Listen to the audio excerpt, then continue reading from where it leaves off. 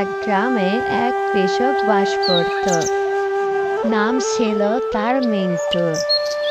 সে অনেক দুঃখে কষ্টে দিন পার করত।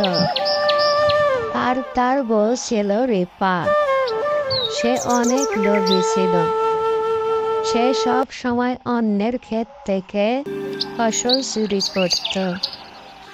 মিন্টু একদিন তার বউকে বলল, রেপা, আমি একটু কাজের খোঁজে বের হলাম, তুমি সাবধানে থেকো।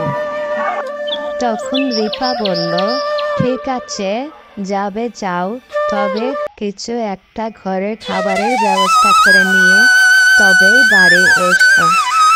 মিন্টু তার বউর মুখে থেকে একথা শোনার পরে সে আস্তে আস্তে হাঁটতে হাঁটতে এক ভয়ঙ্কর জঙ্গলের দিকে রওনা দিল। অনেক পথ হাঁটার পর মিন্টু দেখতে পেল এক সাধু বাবাকে। তখন সাধু বাবা ডাক দিয়ে বলল, কে বাচ্চা তুই? তুই একা একা এই জঙ্গলে কি করছিস? তখন মিন্টু বলল, বাবা, আমার ঘরে অনেক অভাব, আমার ঘরে দুমুঠো খাবারও নেই। তখন তান্ত্রিক বলল, তুই কোনো চিন্তা করিস না বাবা, তোর সব অভাব দূর হয়ে যাবে।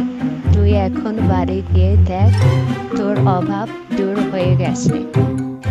তখন মিন্টু তান্ত্রিকের মুখে একথা শোনার পর সে তার বাড়ির দিকে রওনা দিল। মিন্টু তখন তার বাড়ি এসে দেখল তার বাড়ি তো বাড়ি নেই, পুরো রাজবাড়ি হয়ে গেছে।